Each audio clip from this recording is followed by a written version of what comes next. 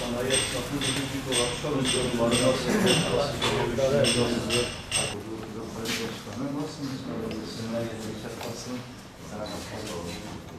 nasıl gidiyor?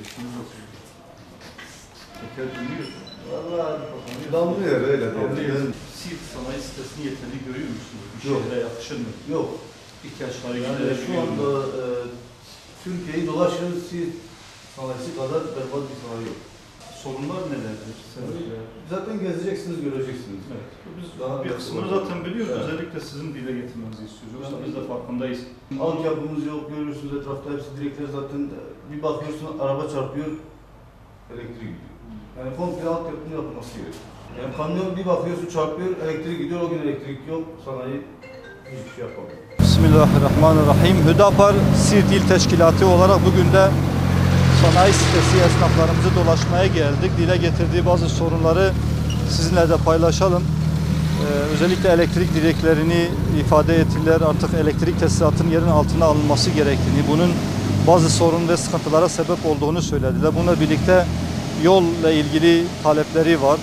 Çukurların kapatılması gerektiğini, kıştan önce bunun yapılması gerektiğini söylüyorlar. Bir de şehirde beslenmeyen bazı sokak köpeklerinin buraya sahipleri tarafından getirilip bırakıldığı ve sayıların ciddi anlamda arttığı, artık bunun sanayi esnafını ve gelen müşterileri rahatsız ettiğini dile getiriyorlar. Bir sanayi sitesi şehir için çok mühimdir. Çünkü bir şehrin gelişmişliği, küçüklüğü ve büyüklüğü o sanayi sitesine bağlıdır. Bu konuda bizim Siirt sanayisinin şu sıkıntıları var. Bir, bürokraside gerekli teşvikleri yetersiz görüyoruz. Hatta bu konuda bir ilgisizlik de görüyoruz. İki, gerekli Ar-Ge projeleri yoktur. Yani gelişi güzel bir gelişim söz konusudur. Bu da yetersiz kalıyor. Bunun için bizim önerilerimiz şudur. Bir, mesleki liselerle özellikle irtibat artırılmalıdır, takibatı yapılmalıdır. Oradaki öğrenci burada bir kalifiyeli elemana dönüştürülüp ihtiyacı karşılayacak düzeye getirilmelidir ve bu süreç çok iyi yakından takip edilmelidir.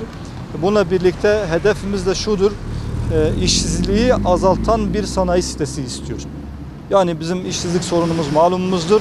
Özellikle sanayimiz öyle bir teşvik edilmelidir, öyle bir noktaya getirilmelidir ki işsizliği azaltsın. İcra makamında bulunan yetkililerden bu talepte bulunuyoruz. Orada yaptıkları icraatlar sadece kendilerinin faydasına değil, tüm şehrin ve vatandaşların faydasına olmalıdır. Piyasa durgun biraz ama yapacak bir şey yok. Maşallah sanayi esnaflar genç. Çok güzel. Genç En olması güzeli de bu zaten. dinamik genç. En güzeli de bu zaten. Rektef ve turbomurla enjektörcü olmadığı için bunları Batman'a yolluyoruz.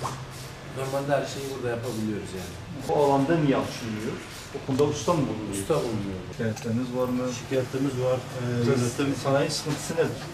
Ama başkanım sanayi yönetimi bizi sormuyor. Hatta da şu anda başkanı tanımıyoruz. Birçok esnaf da başkanı tanımıyor. Hani temizlik noktasında bir de birçok hani düzen noktasında birçok noktasında sanayi yönetiminden şikayetçi taleplerimiz var. Yani sanayi esnafına dolaşmıyor. Şikayetleri almıyor. Halkın şöyle bir şikayeti var. Diyor, gidiyoruz en ufak bir sorun sıkıntı için bizi ta Batman'a kadar gönderiyorlar. O doğrudur. 90 kilometre ötede bir il. Yani şimdi Cihazlar- orada olan niye burada yok? Sanayide cihazlar eksik abi. Cihazlar Usta adam, ilgilenecek Mesela parça, yedek teşvik parça. yapılarak bu aslında bunun önüne geçilebilir.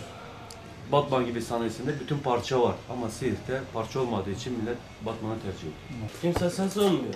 Sanayinin durumu böyledir zaten. Yollar çok berbat. Malzeme alın. Malzeme alınmıyor.